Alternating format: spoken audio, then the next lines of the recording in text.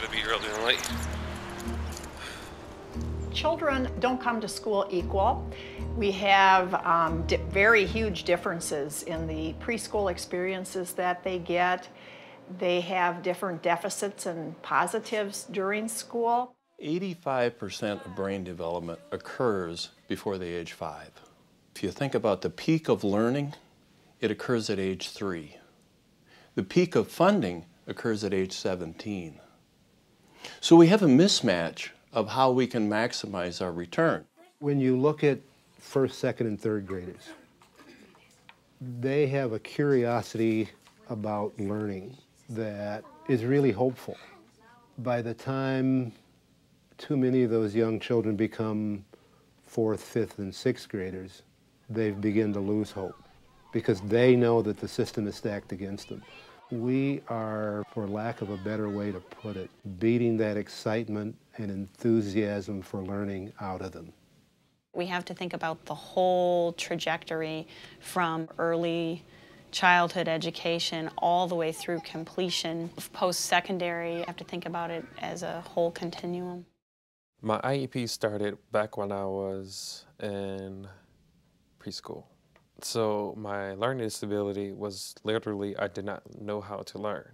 So the IEP is for the purpose of the school supporting the students with the difficulties they might have. Within school systems, the special ed numbers are huge for African American students and the gifted and talented numbers are minimal.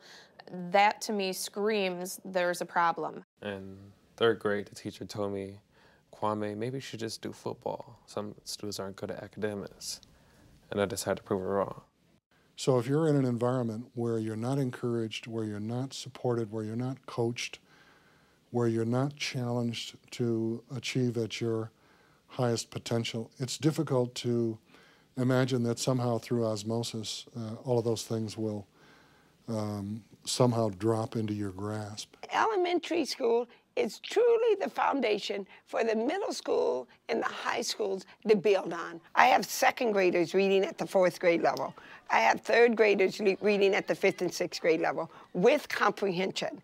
It's what you do when the child comes to the school with instruction and the caring and best practices. When I was in third grade, I was just getting on my IEP, and I was just so proud of myself. Because what it meant was, I'm just like the other students now. And then from there, I started to excel. I believe every child is gifted and every child has a talent. Our third graders did have the highest percentage of 100% proficiency in reading and math on the MCAs, the state test last year. They're very bright children. We took their intelligences and looked at the curriculum and made the curriculum fit to their intelligence.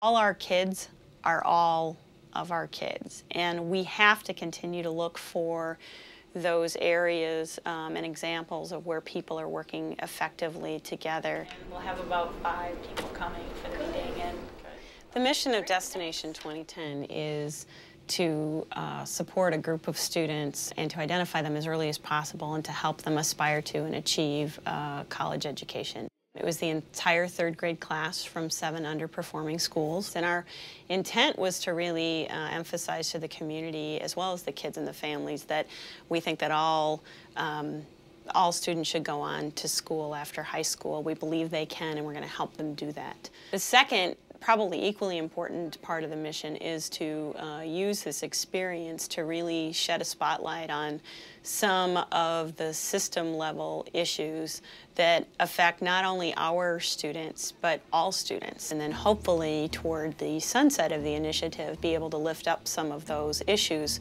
for further action and reform. I don't know what grade I have in this class. It's probably in now because I haven't been here a couple days. I was like the regular 9th grade student that was like, oh, I can catch up on this next year. Rakisha, she joined the program in 3rd grade.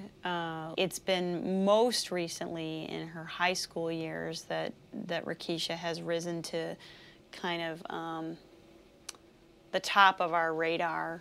As a scenario, I was asked to read out loud. I got in trouble because I didn't want to read, because I didn't want to embarrass myself, and I got put out the class.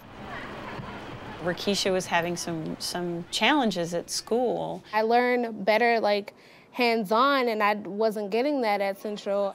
Our liaisons were able to support Rakeisha and her family, thinking about a better educational setting for her. Maybe the pressures, it was a big school, and her just acting out in a way that was uncontrollable by the teachers, and them being unable to reach out to her to fulfill some of the needs that she had. Coming here, you can be yourself, and because I was able to be myself, I was able to succeed and excel in different areas in this school. This is my teacher, Becky. She teaches my first hour service learning. I think that Rakeisha going to college is absolutely essential for her to be exposed to a bigger world than she knows already. I want her to be able to explore all facets of her intellect. If I have a question, I know I can ask it without being laughed at or teased. We've been able to stay on top of where she's moved to through our relationships with the school, and which has been helpful. They're more open and hands-on. The classes are smaller. I go to Creative Arts High School.